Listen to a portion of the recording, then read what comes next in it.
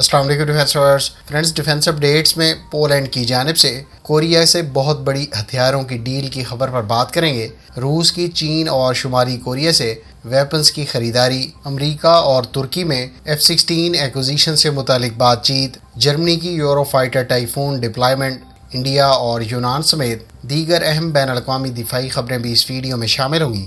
So let's start.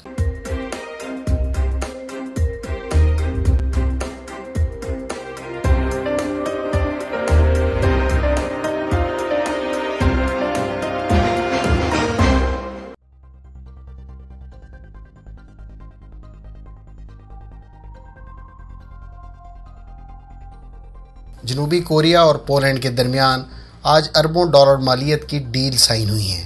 In deals کے تحت Poland south Korea سے 980 K2 بلیک پینتھر ٹینکس، 648 155 ملی میٹر کی K9 سیلف پروپیلڈ ہوائٹزرز اور 48 trainer plus light combat aircraft FA-50 خریدے گا۔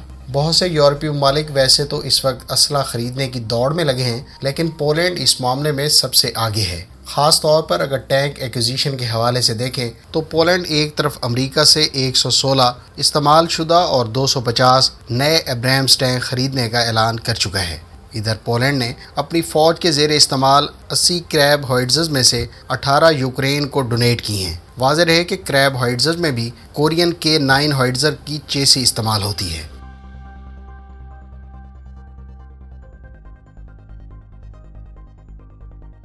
روس کے بارے میں اطلاعات ہیں کہ وہ شمالی کوریا سے KN-9 اور چائنا سے PCL-191 راکٹ آرٹلری سسٹم خرید رہا ہے۔ مغربی میڈیا سورسز کا کہنا ہے کہ اس ایکوزیشن کی بڑی وجہ یوکرین کے حالیہ دنوں میں امریکی ساختہ high mobility artillery rocket system کا کامیاب استعمال ہے۔ نارتھ کورین ساختہ KN-9 راکٹ آرٹلری سسٹم، جس کو 2014 میں متعارف کروایا گیا تھا، اس کی رینج 200 کلومیٹر بتائی جاتی ہے۔ شمالی کوریا نے بعد میں KN-25 نامی سسٹم بھی متعارف کروایا تھا۔ اس سسٹم کی رینج 400 کلومیٹر ہے۔ جہاں تک چائنیز PCL-191 کا تعلق ہے تو یہ سسٹم چین نے اکتوبر 2019 میں نیشنل ڈے پریڈ کے موقع پر پبلک کیا تھا۔ اس سسٹم کی خاص بات یہ ہے کہ یہ یا تو 8 370 ملی میٹر راکٹس کو کیری کر سکتا ہے یا پھر اس پر ایک اور کنفیگریشن میں 2 750 ملی میٹر والے Fire Dragon tactical ballistic missiles کو کیری کیا جا سکتا ہے۔ یاد رہے کہ راکٹ کی رینج 350 کلومیٹر جبکہ ٹیکٹیکل بلسٹک میزائل کی رینج 500 کلومیٹر بتائی جاتی ہے۔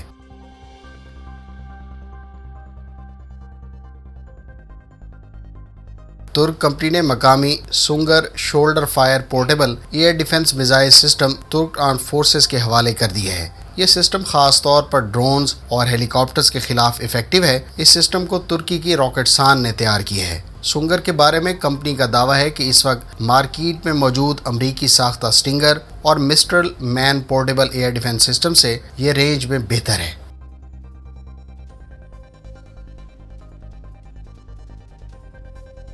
فرینڈز، بائیڈن انتظامیہ نے جاپان کے لیے AMRAAM AIM-C8 air to air missile کی فروخت کی منظوری دے دی ہے۔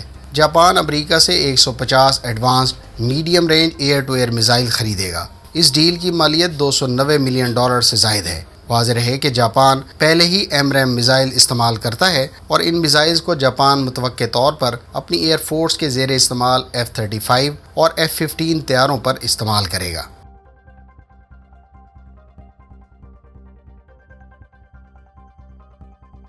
سعودی ولی عہد شہزادہ محمد بن سلمان 2018 کے بعد پہلے یورپین وزٹ کے موقع پر یونان پہنچے ہیں۔ یونان کے وزیر اعظم سے ملاقات کے بعد دونوں ممالک کے درمیان فوجی، اقتصادی اور سلامتی کے شعبوں میں دو طرفہ تعاون کے کئی معاہدوں پر دستخط ہوئے ہیں۔ اس دورے کے بعد محمد بن سلمان فرانس کا بھی دورہ کریں گے۔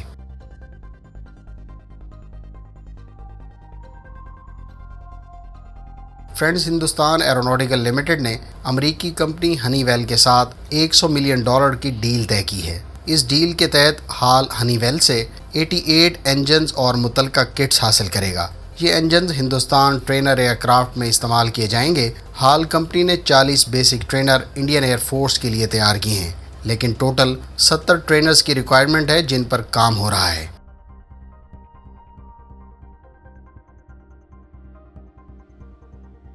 جرمن ایئر فورس اپنے یورو فائٹر ٹائفون اور A400M ٹرانسپورٹ ایئر کرافٹ کے علاوہ multi role tanker transport aircraft Singapore اور آسٹریلیا میں تعینات کرے گا۔ تفصیلات کے مطابق German air force 6 Eurofighter Typhoon, 4 Airbus A400M transport year craft اور 3 Airbus A330 multi role tanker transport aircraft Singapore اور آسٹریلیا ڈپلائی کرے گا۔ یہ ایئر کرافٹ آنے والے دنوں میں ملٹی نیشنل ایکسرسائزز میں حصہ لیں گے۔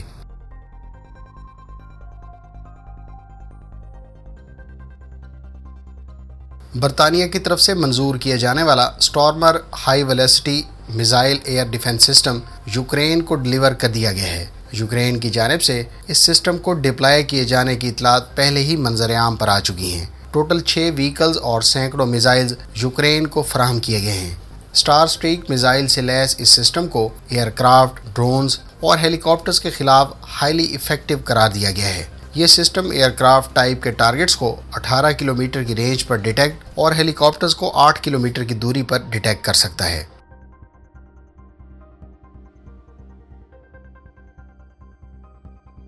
فرینچ ترک وزیر خارجہ نے کہا ہے کہ امریکہ سے F-16 ایکوزیشن سے متعلق بات چیت ابھی بھی جاری ہے۔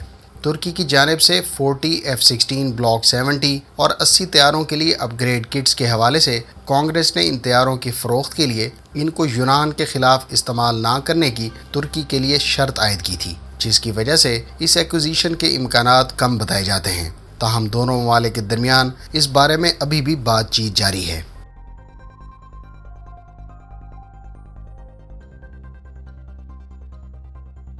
جاپان اور انڈونیشیا کے درمیان بحری سلامتی کے شعبے میں باہمی تعلقات کو فروغ دینے کے لیے سمجھوتہ طے پایا ہے۔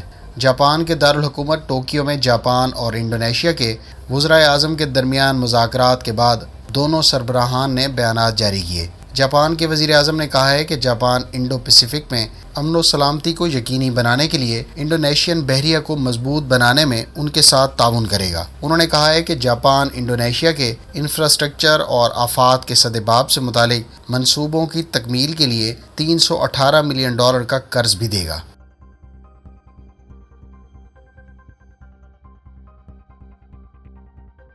ملیشین پرائم منسٹر اور ترک صدر کے درمیان ٹیلی فونک بات چیت میں دونوں ممالک کے درمیان دفاعی تعاون مزید مضبوط بنانے پر اتفاق ہوا ہے۔ ملیشیا کی جانب سے ڈرونز کی ایکوزیشن سے متعلق کمپٹیشن میں ترک ایروسپیس انڈسٹریز کے تیار کردہ انکا ڈرون بھی آفر کیا گیا ہے۔ ملیشیا اپنی آرم فورسز کے لیے کامبیٹ ڈرونز کی ایکوزیشن سے متعلق اگست 2022 تک فائنل ڈیسیژن کر لے گا۔ فرینڈز، یہ تھیں آج کی ڈیفنس اپڈیٹس۔ امید ہے اس ویڈیو سے آپ کی معلومات میں اضافہ ہوگا۔ ملتے ہیں نیکسٹ ویڈیو کے ساتھ، اپنی دعاؤں میں یاد رکھیے گا۔ اللہ حافظ۔ پاکستان زندہ باد۔